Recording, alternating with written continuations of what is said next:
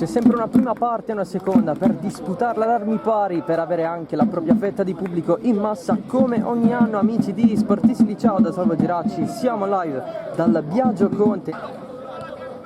Romano mette in movimento Luigi Mendola che calcia centralmente, la presa in due tempi di Marino.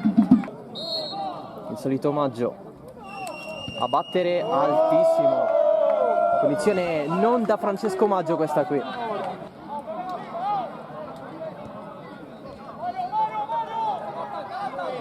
Attenzione al pallone vicino alla porta, Zummo, rimpallo quasi a favorire di Peri Junior. Ancora problemi di comunicazione nella difesa della Marineo. Cross in mezzo, Maggio in spaccata, che intervento a Sisture, prova il diagonale al 42esimo di questo primo tempo. Parte Arusa, giro alto, rimessa un po' lenta a cercare Ciancimino, altezza, primo palo, il tiro potente, la respinta. Parte Romano, corto, lascia tutto a Pellegrino, oltre la traversa,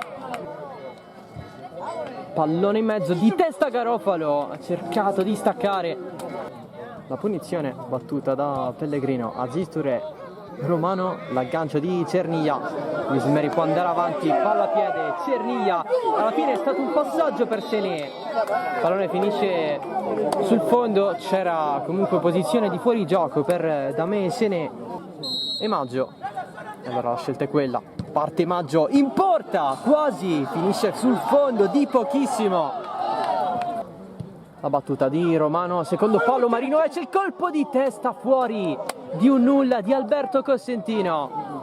Messina spazza, Maggio in anticipo su Sené, e poi vuole proteggere con il fisico, arriva l'intervento dell'arbitro ad estrarre il cartellino giallo. Assistente che ha visto qualcosa di diverso rispetto all'arbitro, perché i giocatori l'hanno notato nella non uniformità nella scelta. Cartellino rosso per Damé Sené.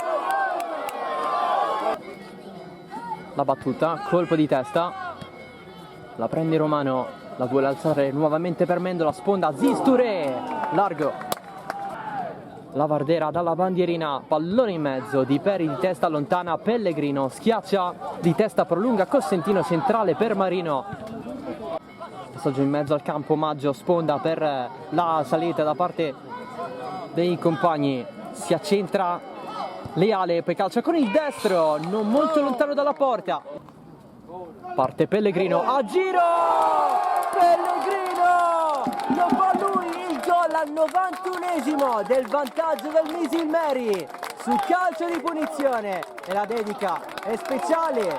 Tripoli e Sheriff che adesso compongono la coppia d'attacco. Colpo di testa da parte di Cerniglia, è ufficiale l'1-0 della Don Carlo Misil Meri sul campo dell'Oratorio Marineo. L'ha decisa Pellegrino su punizione